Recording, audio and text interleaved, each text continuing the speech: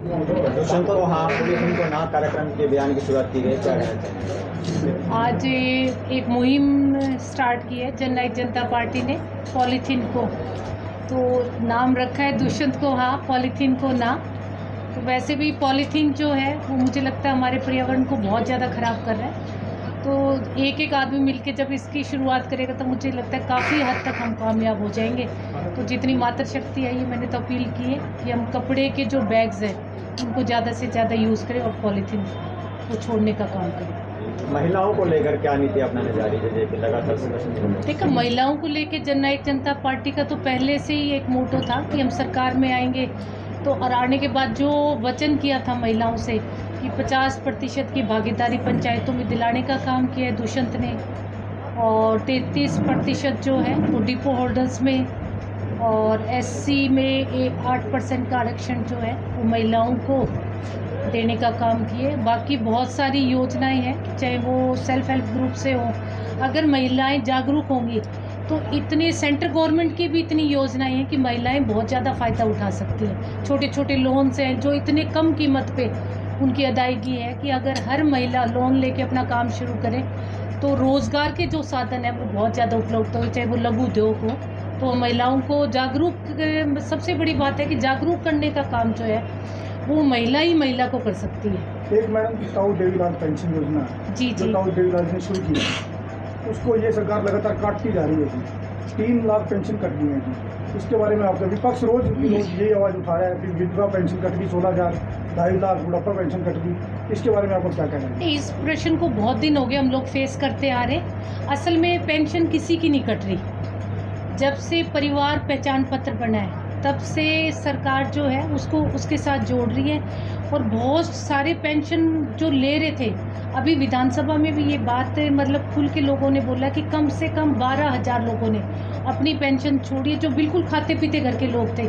कुछ तो लोगों ने वो जो छोड़ी है उससे भी लोगों को ये लगता है कि सरकार हमारी पेंशन काट रही है। बाकी सरकार बिल्कुल किसी की पेंशन नहीं काट रही। सरकार बार बार ये कह रही है कि आप अपना परिवार पहचान पत्र जो है उसको अपलोड करो, और जो 60 वर्ष की आयु का है वो हर आदमी पेंशन जो है उसको मिलेगी, किसी की पेंशन नहीं कटेगी। नहीं, उसमें वो लिमिट रखते हैं। नहीं, लिमिट्स में बहुत सारे लोगों के, जैसे अब मैं मेरी कॉन्स्टिट्यूएंसी में गई थी, 5-6 परिवार इतने गरीब हैं कि मुझे लगता है उनकी सालाना आय भी नहीं होगी 50,000 रुपये पूरे साल की।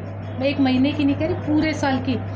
उन लोगों की आय जब वो 50,000 लिख रहे हैं तो पता नहीं अब कंप्यूटर से कैसे उनकी आय जो है वो 5 लाख रुपए लिखी गई है। अब उनकी भी पेंशन कटी है, पर उनको ठीक कराने का दायित्व भी हमारे ही है कि जनता जागरूक नहीं है, गरीब जनता जो है, तो उनको ले जाकर एडीसी ऑफिस में हम पेपर्स ठीक करवाने का काम हम लोग कर रहे हैं। हम तो फिर आपके माध्यम से भी मैं कहूँगी कि आप जनता का सबसे बड़ा माध्यम हो बात को जागरूक करने में, मीडिया जो है, तो आपके माध्यम से मैं कहूँगी कि अगर किसी की, अगर उसकी आय की वजह से पेंशन कटी है तो आप किसी से भी मिल लो, चाहे वो हमारे पार्टी के पदाधिकारी हैं, अधिकारीगण भी इस काम में लगे हुए हैं कि आप हमारे पास आओ, आपका जो 50,000 का किसी ने 5 लाख का रखा है उसको ठीक करने का काम भी सरकार कर रही है। तो मैं आपके माध्यम से एक ही बात कहूँगी कि किसी की भी पेंशन जो है वो नहीं कट रही, सरकार पेंशन से जोड़ रही। हाँ, 60 साल से नीचे कुछ लोग ले रहे थे और बहुत सारे लोगों ने खुद भी छोड़ने का काम किया। पंचायत चुनाव को लेकर क्या रणनीति रहेगी? अकेले चुनाव लड़ा जाएगा, गठबंधन में लड़ा जाएगा, या जो है किस प्रकार से चुनाव को जीता जाएगा? मैं इसी में एक चीज और ऐड करना चाहूँगा। जिस तरह से जेजेपी का हर कार्यकर्ता ये आवाज़ उठा रहा है कि वह उप मुख्यमंत्री की जगह मुख्यमंत्री दुष्यंत चौटाला होने चाहिए, तो आपने पिछले विधानसभा इलेक्शन में एक चीज़ बोली थी कि हम समर्थन नहीं करेंगे किसी को भी, तो क्या दोबारा से फिर अकेले मैदान में उतरा जाएगा? देखो, मैं पहले तो आपकी उसका दूंगी कि परिस्थितियाँ जो है वो बहुत बलवान होती है, कि राजनीति जो है उसमें परिस्थितियाँ उस टाइम में क्या होती है और बाद में क्या होती है। मैं अभी भी आपके माध्यम से, जो आप ये भाई पूछ रहे हैं कि मुख्यमंत्री और उप मुख्यमंत्री की बात, तो देखो जो पार्टी खड़ी करता है उसका हम सपने नहीं लेंगे तो सपने पूरे भी नहीं होंगे। तो मैं तो आज भी हमारे कहूँगी जनता को, मतलब कहती हूँ, और हमारे जितने भी पदाधिकारी, आपके माध्यम से कहूँगी कि हमें दोबारा वही राम सेतु बनाने का काम हमें करना पड़ेगा। एक एक वर्कर जब उस राम सेतु को बनाएगा तो ही दुष्यंत जो है वो आगे मुख्यमंत्री बनने का काम करेगा। जब तक वर्कर मेहनत नहीं करते तब तक हम विधायक भी नहीं बन पाते। जनता जनार्दन का फैसला है, कोई भी अपने घर से ना तो मुख्यमंत्री पैदा होता, ना वो प्रधानमंत्री पैदा होता, ना वो एमएलए बन सकता।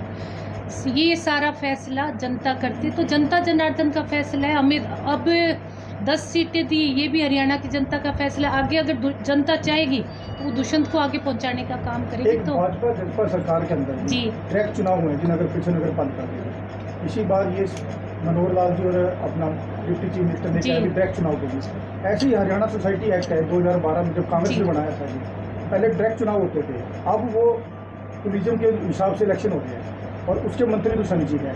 और इसके बारे में आवाज़ हम उठा रहे हैं प्रेस जी, के माध्यम जी, से। जी। जो कॉलेज हैं, जितने भी जो गवर्नमेंट एडेड कॉलेज जी, हैं, जी। उनके अंदर चुनाव ये डायरेक्ट होने चाहिए। जो टूरिज्म सिस्टम से वो खत्म होना चाहिए। जैसे आपने नगर पालिका और नगर परिषद किया, जी, इसके जी। बारे में आपका क्या कहना है? मेरे को तो इतना डीपली इस चीज़ का मतलब नॉलेज नहीं है, मैं झूठ नहीं बोलूँगी बिल्कुल भी। और मैं आपकी बात ज़रूर दुष्यंत के पास रखूँगी भाई जनता क्या चाह रही है। तो आपने बहुत पंचायत अच्छी चुनाव में मैडम क्या रहेगा? मतलब आप डायरेक्ट चाहते हो? डायरेक्ट बिल्कुल हम आपकी नहीं चाहते जी, सारी संस्थाओं में पहले डायरेक्ट ही होते थे। नहीं, मैं आपकी कांग्रेस ने बात क्या- दुष्यंत तक जरूर पहुंचाने का काम कांग्रेस ने करूंगी। क्या किया थी 2012 का सोसाइटी एक्सचेंज कर जी, जी, दिया जी। विधानसभा के अंदर लाते थे। पहले डायरेक्ट होते थे, वो क्या होता था इसलिए किया कि वो जीत नहीं पाते थे डायरेक्ट चुनाव जी, जी। कांग्रेस वाले थे। उन्होंने का नगर परिषद के जो डायरेक्ट इलेक्शंस हुए, मैं कहती हूँ ये खरीद हाँ फरोख्त, ये बंद हो गई। लुकना छुपना, ये सारा बंद हो गया। तो मैं तो कहती हूँ जो भी इलेक्शन हो वो डायरेक्ट होना चाहिए। हरियाणा के अंदर 2 लाख पंचायत- सोसाइटी रजिस्टर्ड हुई हैं जी, और जिसके अंदर जितने भी कॉलेज है और जितने एडेड कॉलेज हैं जहाँ से गवर्नमेंट की बताया, मैं आपकी आवाज़ जो है वो दुष्यंत तक जरूर पहुंचाने का काम करूँगी। मैम, पंचायत चुनाव में की क्या बात चल रही है? अभी पंचायत चुनाव अकेले लड़ेंगे या गठबंधन के साथ लड़ेंगे? देखो ये फैसला हमारी पार्टी के राष्ट्रीय अध्यक्ष अजय सिंह चौटाला जी करेंगे। बाकी हमारी एक पूरी कमेटी बनी हुई है, वो हर ज़िले में गई है, उन्होंने मीटिंग लेने का भी काम किया है, हमारे जो वर्कर्स हैं उनसे पूछने का काम किया है। तो ये फैसला जो है ये मैं तो नहीं कर सकती, अजय सिंह चौटाला जी करेंगे। रोशन जी ने MSP पर वादा किया था एक बार संयुक्त किसान मोर्चा के आह्वान पर। सभी किसान एक बार फिर टिकरी बॉर्डर पर पहुंच रहे हैं। दोबारा बिजली बिल 2022 और इतना इसको लेकर MSP को लेकर धरना प्रदर्शन शुरू कर रहे हैं, एक बार फिर अपनी हुंकार भर रहे हैं, क्या कहना चाहिए? नहीं, देखो सरकार ने जो वादे किए थे वो पूरे करें। फसल जो खरीद रही है वो भी बहुत अच्छे दाम पे, और MSP भी दे रही है सरकार। तो ऐसा है, कमेटी बनाई है सेंटर कमेटी बनाई है सेंट्रल गवर्नमेंट की बाकायदा। तो देखो मान नहीं रहे ना वो। उस चीज़ का तो ये बहुत बड़े बड़े फैसले हैं सेंट्रल गवर्नमेंट के। वो जो कमेटी बनाई गई है उसमें लगभग 36 से 37 लोग सरकार के पक्ष के जी, हैं जी, जी। और 3 लोग संयुक्त मोर्चा की तरफ से। वो देखो कह रहे हैं ये कि कोई तो बैलेंस नहीं प्रधानमंत्री बन पा लेवल का फैसला है। मैं तो एक विधायक हूँ और साथ में पार्टी के एक कार्यकर्ता हूँ, तो ये फैसला तो माननीय नरेंद्र मोदी जी का है। मैडम सैनी जी ने एक अभियान चलाया जी। आप कहाँ देखती हैं और क्या ये अभियान पूरे जो आपका महिला लीग है पार्टी का पूरे प्रदेश में चलाएंगे, क्या है? मैं पालाराम सैनी जी का बहुत बहुत धन्यवाद करूंगी कि एक पहल करने के लिए जब भी हम कोई व्यवस्था में परिवर्तन लाते हैं तो थोड़ा सा हमें बहुत मतलब मशक्कत करनी पड़ती है उस चीज़ के लिए। तो मैं पालाराम जी का बहुत बहुत धन्यवाद करूंगी कि उन्होंने एक पॉलीथीन के लिए मुहिम जो स्टार्ट की है कि पॉलीथीन मतलब ये जो बैग्स हैं, पॉलीथीन भगाओ हरियाणा बचाओ। तो ऐसे ये जो मुहिम है इसको मैं भी महिलाओं के जरिए, जैसे हमारी चुनरी चौपाल करते हैं तो उसमें हम पहल करेंगे। अब जब नेक्स्ट भी हमारी यदि चुनरी चौपाल होगी कि हम कपड़े के बैग जो हैं वो बनवा के महिलाओं को देना शुरू करेंगे ताकि महिलाएं जागरूक हों। एक लास्ट सवाल है मैडम जी, अफसरशाही बहुत हावी हो रही है प्रदेश में, तो लोगों के काम नहीं होते और अफसर बहुत परेशान कर रहे हैं लोगों को, इसके बारे में आप क्या कहते हैं? नहीं, ऐसा तो मैंने तो देखा नहीं। देखो मैं खुद भी विधायक हूँ, मेरे हल्के में जाती हूँ, मैंने तो अफसरों को ऐसे तो मतलब लोगों को परेशान करते हुए मैंने नहीं देखा जी, बिल्कुल भी। उस चीज़ के लिए मैं ऐसा कुछ नहीं कह सकती। विपक्ष लगातार आरोप लगाई जा रहा नहीं, है। विपक्ष का काम तो आवाज़ उठाना है जब तक, और विपक्ष करेगा क्या? वो तो ऐसी तीसरी बातें उठा के लाएगा ना भाई, जिससे लोगों को लगे भी हाँ सरकार में जो है अधिकारी, हर अधिकारी अपना काम कर रहे हैं बहुत अच्छी तरह, तभी तो विपक्ष के पास आज कोई काम नहीं है ना। सरकार बहुत सुचारू रूप से चल रही है। हरियाणा सरकार ने 105 सरकारी स्कूलों को ताला लगा दिया, बंद कर दिया।